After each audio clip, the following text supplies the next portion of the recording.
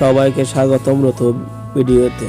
আজকে আমরা দেখাবো ব্রিজের পাশে কিভাবে মাটি ধরে রাখা যায় যাতে বৃষ্টির পানিতে দুপাশে ভেঙে না যায়। প্রথমে আমরা ইটের সোলিং করব।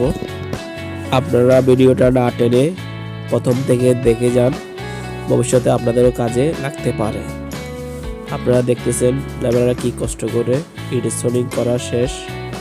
এরপর আমরা লেবেলের মাধ্যমে কম জায়গায় ইট বিছানো এবং প্লাস্টার করা অনেক কষ্টকর। আমরা অনেক কষ্ট করে মানুষের মাধ্যমে এবং এক্সকেভেটর, লেবার,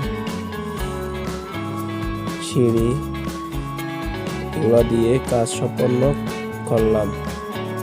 বিছানো শেষ।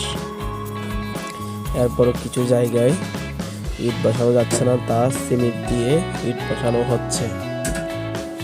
মিস্ত্রি, হেল্পার, এক্সকেভেটর অপারেটর সবাই বিরক্ত, কারণ জায়গাটা ঠিক ছিল না। অনেক কষ্ট করে এগুলা বসানো হচ্ছে, সহজ হচ্ছে না, তাই সবাই অনেক চিন্তিত, টেনশন কীভাবে এই কাজ বৃষ্টির আগে শেষ করতে হবে, তা হয় সবগুলা আবার নষ্ট হয়ে যাবে। এখন আমরা দেখতেছি নিচ থেকেই প্লাস্টার শুরু করতেছে। 3 জন মিস্ত্রি, 2 জন হেল্পার। এরপর নিচের অংশ শেষ করার পর এক্সকেভেটরের সহায়তার মাধ্যমে মাঝখানে প্লাস্টার করা হচ্ছে। প্লাস্টার শেষে দেখতে এরকমই লাগতেছে, অনেক সুন্দর হয়েছে কাজটা। এর কাজ শেষ পর্যায়ে, শেষের দিকে।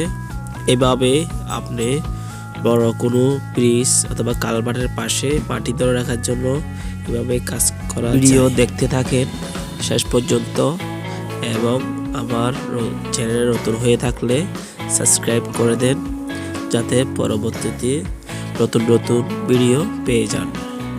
সবাইকে ধন্যবাদ সম্পূর্ণ ভিডিও দেখার জন্য। ভালো থাকবেন, সুস্থ থাকবেন।